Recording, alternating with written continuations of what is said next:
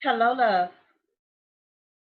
Welcome to the ChiLove Radio Show, Pop Radio Worldwide, iHeartRadio, and Spotify Premium. This is your host, Melanie Hogan.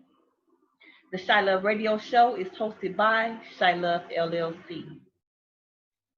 Now, before we begin, let's take 3 deep breaths. We're going to inhale, hold for 3 seconds, and exhale. 1,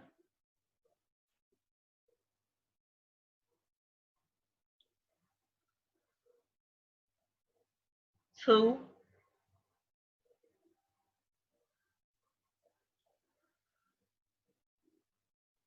3.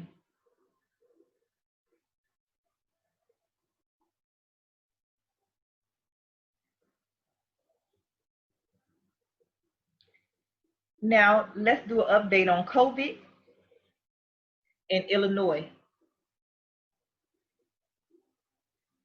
New COVID-19 cases have topped 2,000 for the first time since late May. We are currently at 2,264 new confirmed cases, with 25 additional deaths.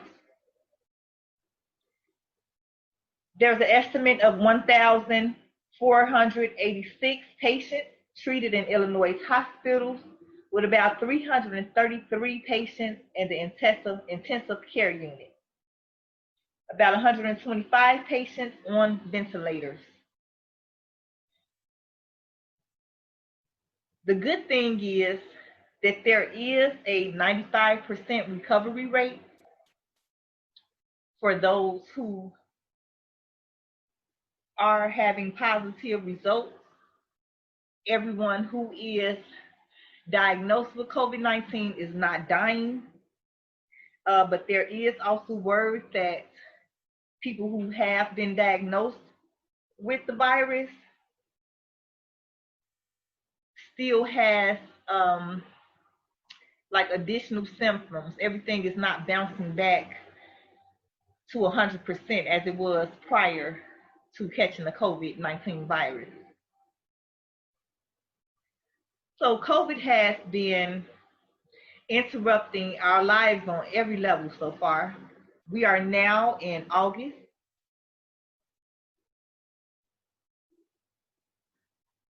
Because of COVID, the unemployment rate has risen.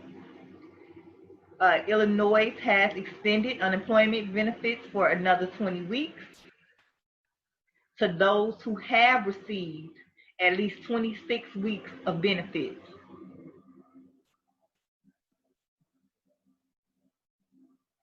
Unfortunately, the state's unemployment numbers continue to soar because of this coronavirus pandemic. 25,000 people filed for unemployment benefits. Lawmakers on Capitol Hill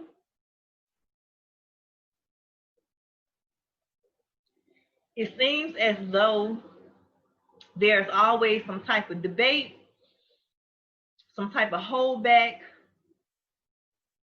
some type of a personal agenda that's being pushed when the focus should be on the people and what the people need and what the people deserve. Everyone is having to endure this pandemic. It's not like people are just walking off and quitting jobs. The virus has put everybody in a position that is quite humbling. And yet we have people on Capitol Hill who are going back and forth about everything, the unemployment benefits, the stimulus checks, everything. But Donnie Boy did sign off he originally signed off for $300 of extended pay. But the state got him to add on an extra $100 so that people will be receiving not $600 anymore, but $400. You know, we've had continuous talks about Democrats, about the Republicans They have been going back and forth ever since these two parties have developed. Donnie Boy is not a fan of Democrats. And he's saying that if the Democrats don't get it together, he will act under his authority. That is nothing new for anybody who has heard this man speak. He is a true believer in making others respect his authority. And he will pull it any type of way that he can, even if it has to be vetoed by the Supreme Court, and they have to let him know that just because you're the president at this time, you know, you can do this, but there's certain things that you can't do. So I guess he's learning as well. The Cook County rental assistance. People are facing evictions. Despite the fact that the coronavirus has hit everyone, it has put people in positions to where they can't be so patient for their money anymore. There are landlords who own unsubsidized properties, so they are not receiving any governmental assistance, and they need their money in order to pay their own bills. So Cook County has a rental assistance program to offer up to $4,500 per household hit hard by COVID-19. The $20 million program will take applications starting Monday, August the 18th, and is expected to provide financial relief of up to either 3 months of rent or $4,500. The assistance is part of federal funds provided to the county from the Federal Coronavirus Aid, Relief, and Economic Security Act. Recipients will be picked through a lottery system, though 25% of the participants will be specifically chosen because they live in areas of the county that were hardest hit by COVID-19.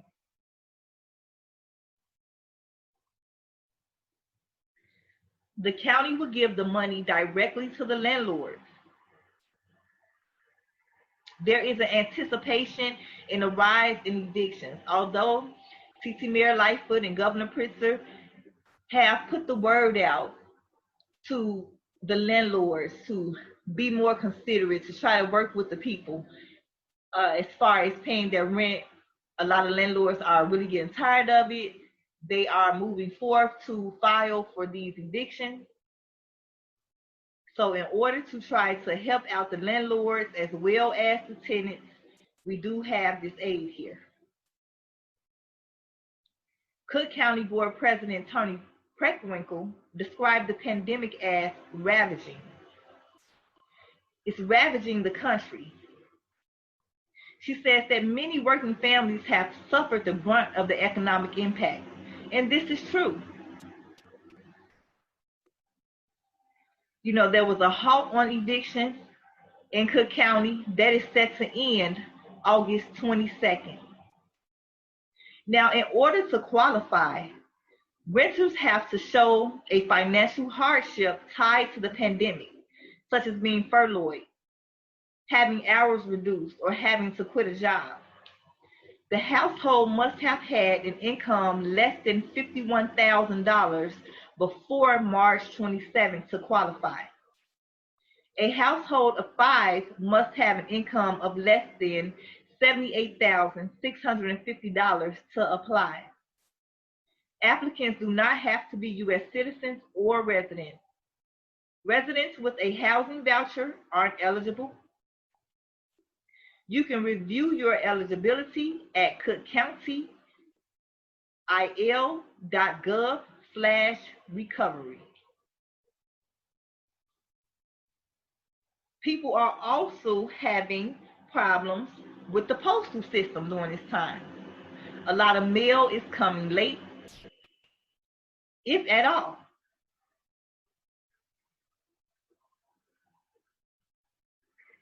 And it is said that COVID is testing the post office motto about nothing stopping the deliveries. Well, they said rain, sleet, or snow. I guess at the time when they put up their motto, nobody knew about COVID. So Chicago resident Barbara Jackson said that it took 3 weeks for her household to receive their medication. A lot of people are getting their medicine delivered to them now because of the COVID. Not only because of the COVID, because of the looting and protesting, and a lot of Walgreens and a lot of places are actually still shut down. So the next big test for the USPS is the November election, and residents are wondering if their ballot will be counted. We have a lot going on in regards to the November election.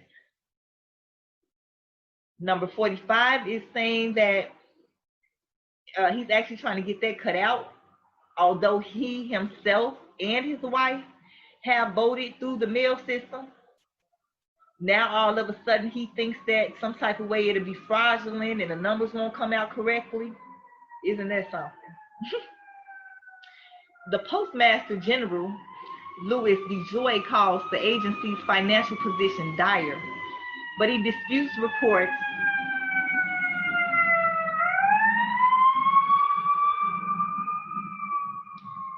that his agency is slowing down mail and says it has ample capacity to deliver all election mail securely and on time. The post office is seeking at least $10 million to cover operating losses and to help pay retiree health benefits. So it's like COVID has impacted everyone on one level or another. That's why I say that this is teamwork here. There is not an individual to where COVID has not affected their lives in one way or another. We all need each other to get through this. It's dire. We're tired of waiting. We're having more restrictions. We're regressing back in the phases. A lot of people have a lot of anxiety and depression during this time. But we have to find a way to connect to our happy places. Even despite all of the sirens here in Chicago, we should at least have a happy place mentally that we can tap into. Even the animals are noticing something missing at the zoo. They say that the animals are noticing that the people are not around. Now, while lockdowns have forced zoos and aquarium visitors to stay home, the animals appear to have noticed that they have the place to themselves. Staff says that some of them seem to miss people, while others don't exactly seem to mind that no one is tapping on the glass. Animals get depressed too. And they were conditioned to receive visitors, and now some of them probably are having little anxiety or depressive moments.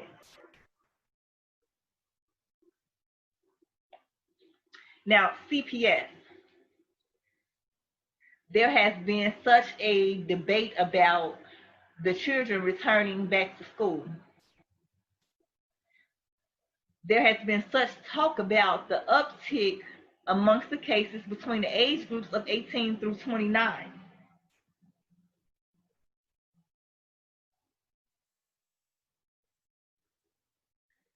Although some people were actually fighting to restore in-person instruction, CPS will not reopen for in-person instruction this fall. Very good, CPS. My children were not going to attend in-person instruction either way, but very good. I'm glad that we are all in agreement and alignment with this. Officials are still trying to finalize their remote learning plan. CPS is encouraging families to reach out to their children's schools if they need a computing device or if they believe they are eligible for free online internet. classes are scheduled to begin September 8th, with the hope to be at least partially back in the classroom by November. Now let's talk about that here. If you notice, when they did finally tell us about the coronavirus, they broke it down in stages, and they give it to you bite by bite, piece by piece. Because let's be realistic here.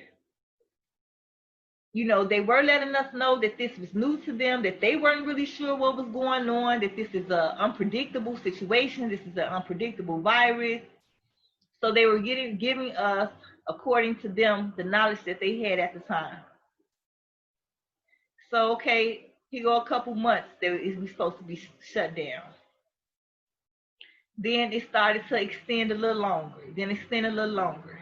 So, I urge you parents to basically be prepared to have your child at home at least up until next year sometime. Because if the numbers, first of all, they said that they expect, a fierce return or uptick of the virus numbers in the fall.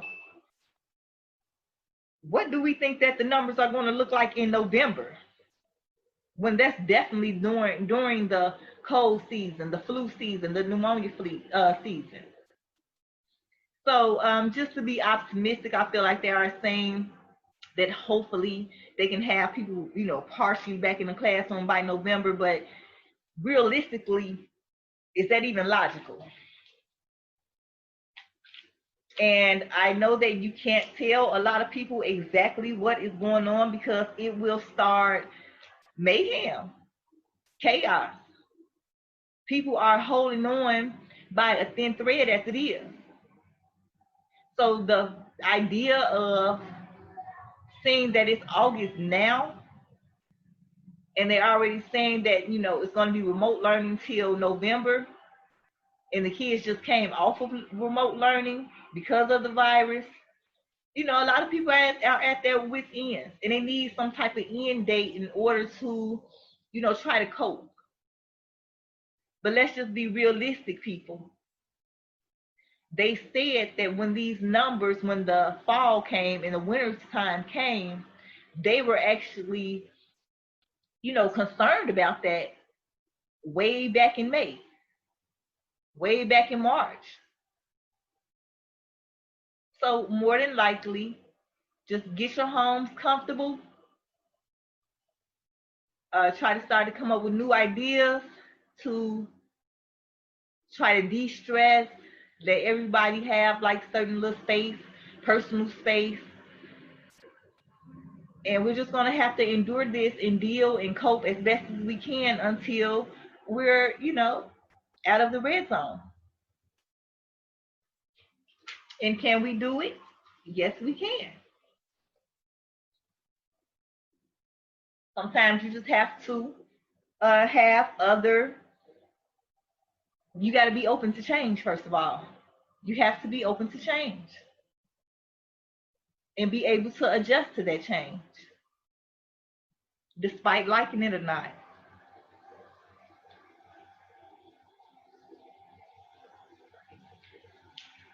So for those who need additional assistance to prepare for remote learning, you all can call the CPS Family Hotline at 773-417-1060 or email familyservices@cps.edu. The decision to start the school year remotely, it could help as Illinois tries to slow the spread of the COVID-19 cases, especially seeing that it is starting to affect the younger people. At first, it was just the elders and those who already have an underlying condition. There are even certain studies and reports that are saying that even the younger kids are experiencing symptoms from COVID, but it is affecting their bodies in a totally different way. Some are saying that they do have COVID and they're like little hosts. And we all know how children are, especially when they go to school, from a simple cold. One child in that classroom catches a cold, the class got it. And then they didn't brought it home, the families have it. And we all know that that spread so rapidly. So it is best. And we definitely should not be using our children for sacrificial pigs to see whether or not it's going to take them out or not. Like, that's out of the question. So students in the capital of Illinois, they are not allowed to wear hats, bandanas, sunglasses, pajama pants, or slippers in the school building. And now the dress code extends to their bedroom and kitchen tables. In addition to sitting up out of bed, they need to preferably be at a desk or a table. So you may have your schools send you guidelines as far as how your child needs to be dressed and needs to be presented when having this online remote learning.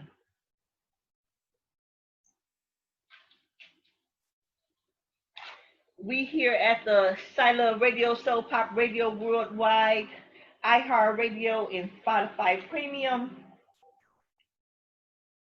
We will always give you updates on what is going on with the COVID, what is going on around Chicago, what is going on with CPS.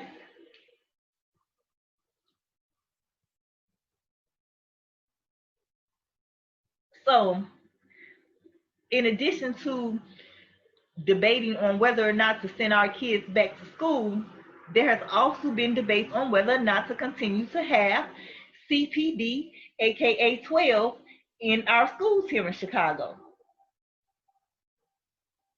So CPS announced that it will cut out $18 million from the $33 million budget for stationing officers at schools.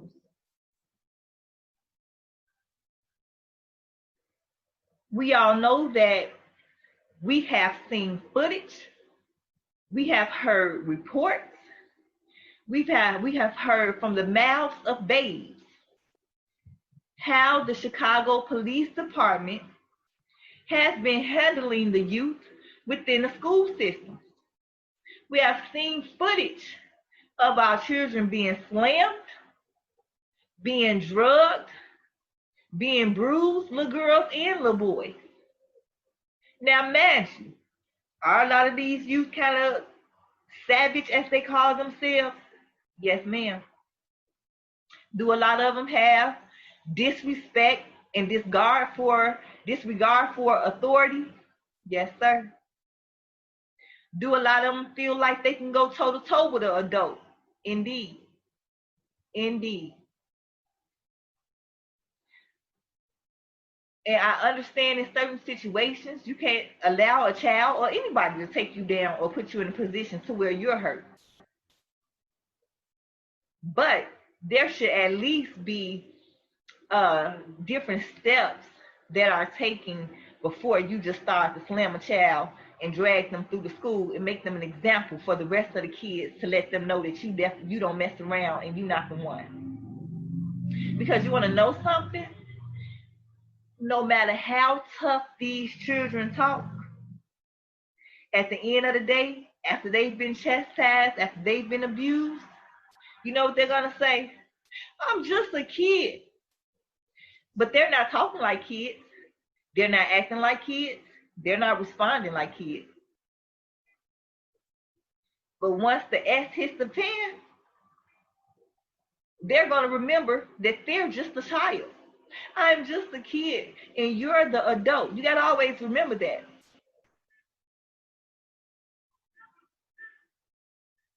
A lot of them are being abused as it is. And that's the reason why they act the way that they act. A lot of them are conditioned to immediately jump to violence and respond in a violent way. So for someone who is trained to just snatch a kid up, you know, it's a very awkward situation because they are children. But at the same time, these children are the ones who are pulling the triggers on the guns. These children are the ones who are busting the windows. These children are the ones who are cutting up out here. So something definitely needs to be done.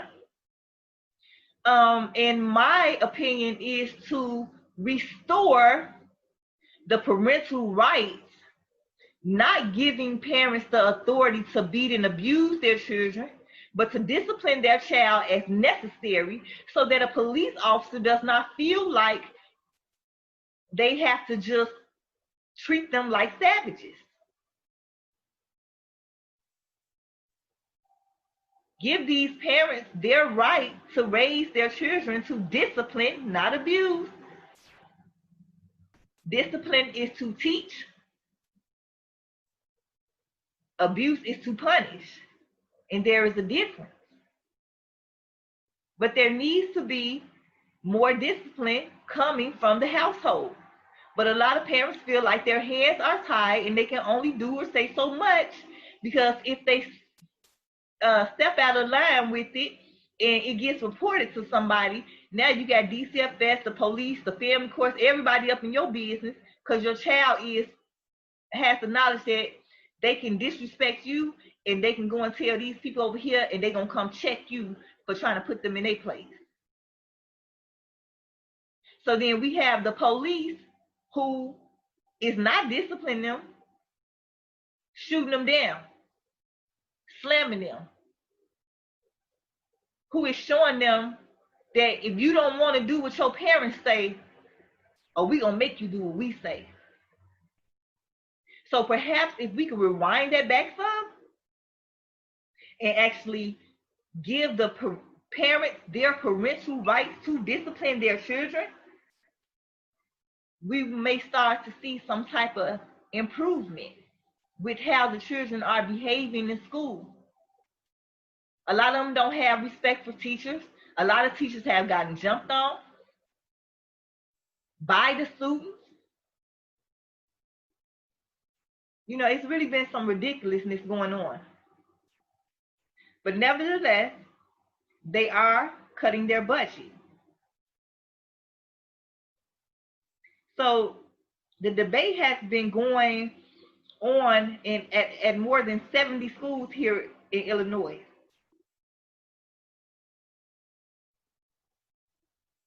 And CPS has paid $18 million for the previous school year because of the days officers didn't work in schools due to COVID.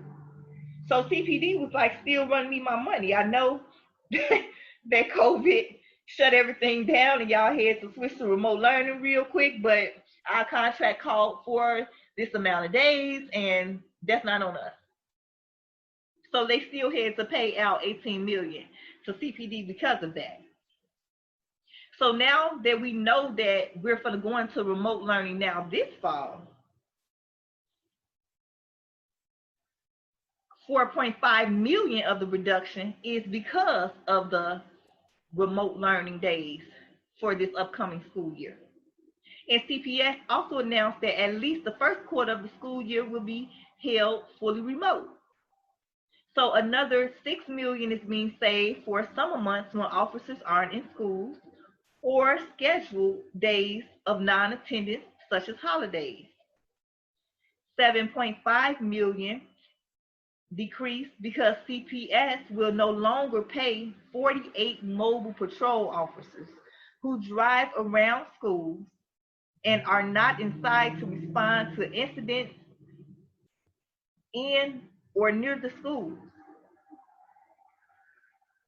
Their responsibilities were not exclusive to internal school safety. That's crazy. That's crazy. That's crazy. What were you all doing? Now, I know I have seen quite a few schools to where the police was stationed outside of the school, but I didn't know that they was out there, but they weren't even dealing with what was going on inside the school. That was ridiculous for that to even be added inside of the contract. That was ridiculous. So the local school councils, TT said that she was giving, because those involved in the local school councils are parents who have their children attending the school, people within the neighborhood and the community. They are the ones who know firsthand what's really going on behind the scenes. So she put that, gave them the choice to sit down and discuss and go over the different options as far as whether or not to keep the police involved or not. So most of the local school councils have chosen to keep the police around. Some of them are letting them go, but they are all committed to reforming the program, says the school's chief, Janice Jackson. Okay, so that's good that they are committed to reforming the way that the officers interact and respond to the students in the schools. I remember back in the day we used to have Officer Friendly. And, he made us not afraid of police, made us feel comfortable with if we were in trouble or something was going on, to where we were able to, go up to a police officer and let them know what was going on and expect them to help us. Today, unfortunately, that's not the energy that we have between CPD and the youth. That's not the energy that we have between CPD and the residents of Chicago. That's not the energy that we have between the police department and seems like all over the world.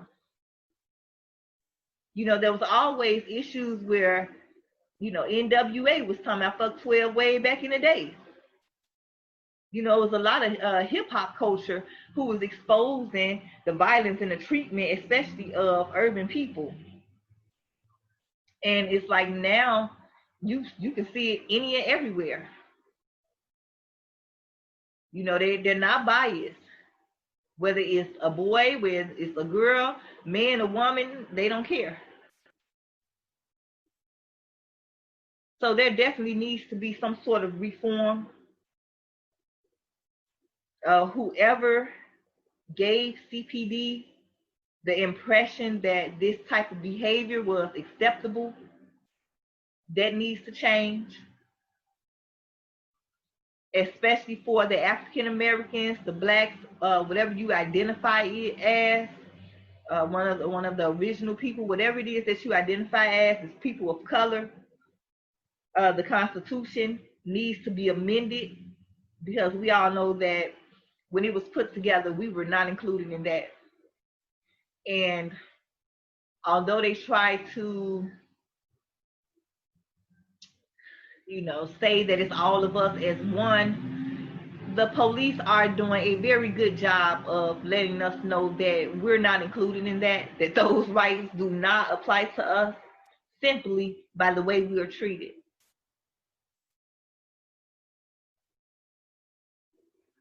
I have two littles, 4 and 7 years old, and they like police officers. One day, me and my little smooching loving were walking, and a police officer just pulled up and asked me if he could give her a little badge. And he gave her this little plastic police badge. And she was it just made her little day. And she said, "Mommy, I want to be a doctor and a police officer." And I asked her why. She said, "Because they heal people." She said, "They help people." She said, "They save people." She's only 7 years old. And it's like it's hard to burst her little bubble, Although we're going to have realistic conversations, it's unfortunate. It's disheartening. Because the people that the children are under the assumption that they help them, that they keep them safe, that they protect them.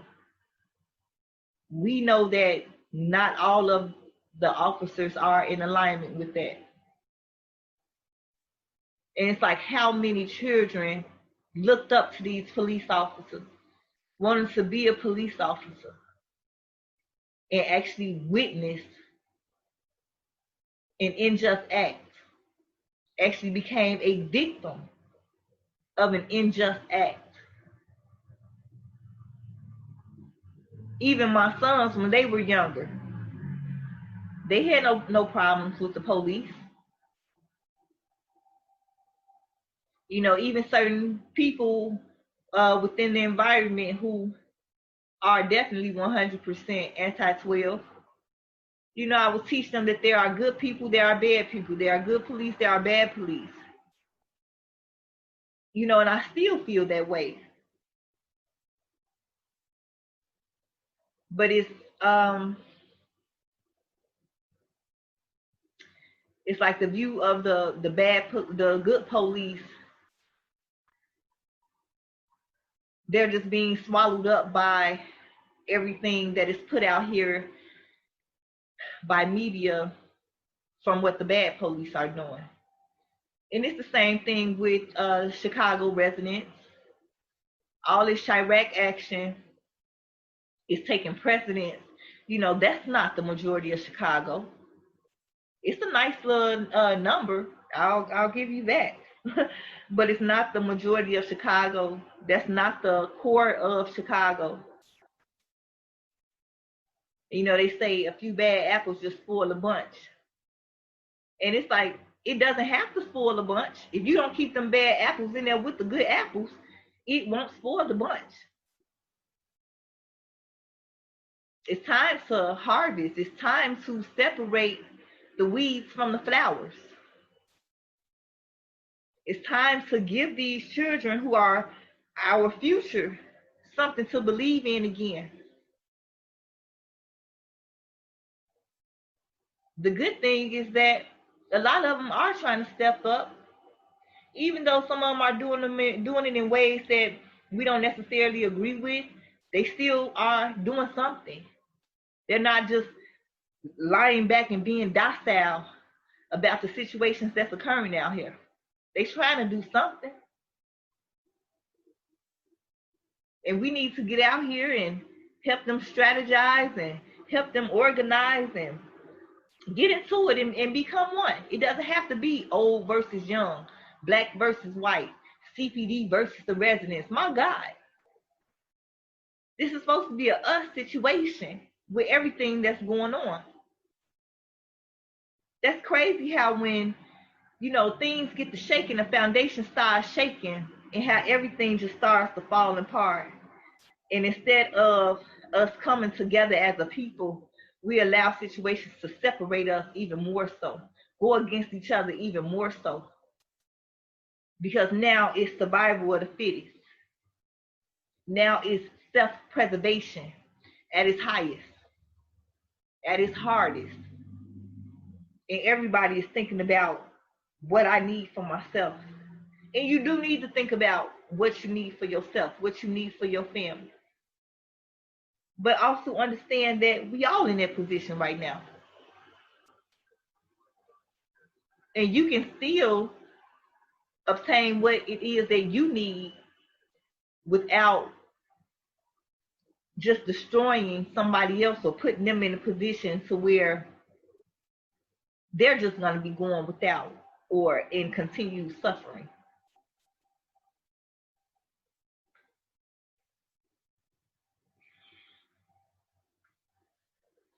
I know that people are tired.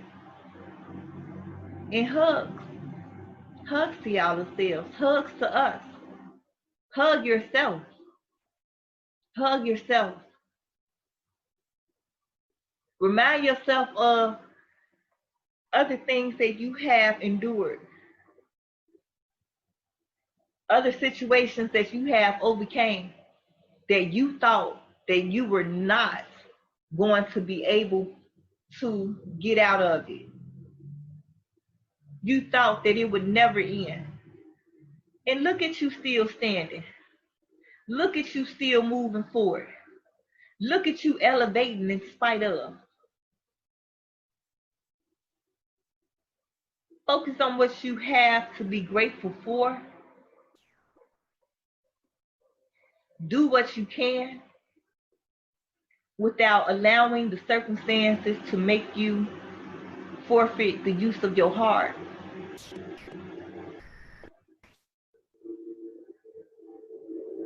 It's enough out here for everybody. As I always advocate for more self-healing, more healing as a whole. And one of my guests said, how can you heal from something that's still happening?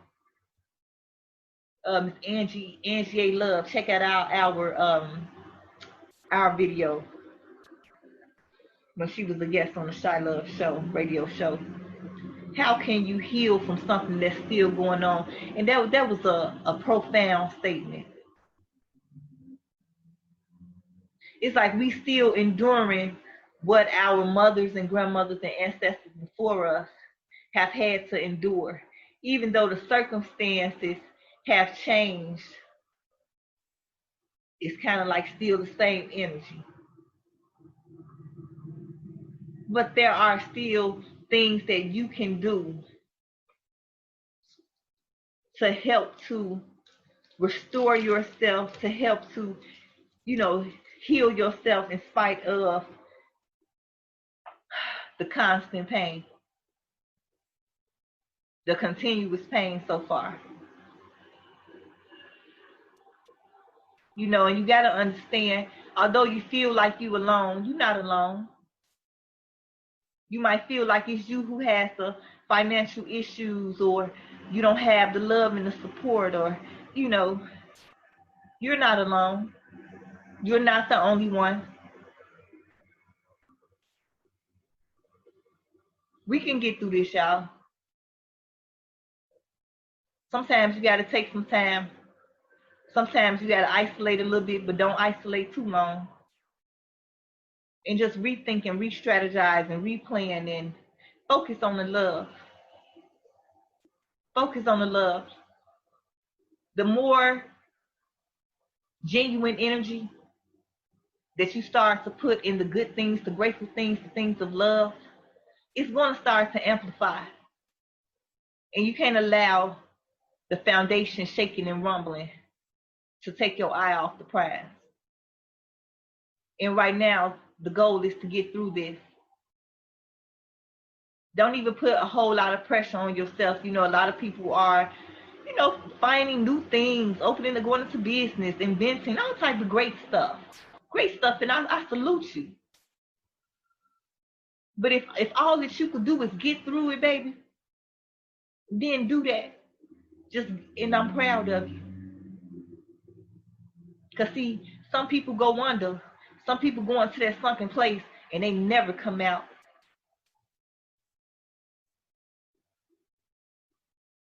Focus on not allowing these situations to take control of your mind. Because once stuff starts to take control of your mind, that's a downward spiral. And a lot of times, it's hard to come out. But just know that you're not in this together. We here at the ChiLove Radio Show, Pop Radio Worldwide, iHeartRadio, and Spotify Premium. We love you. We here. Try to enjoy the rest of your day.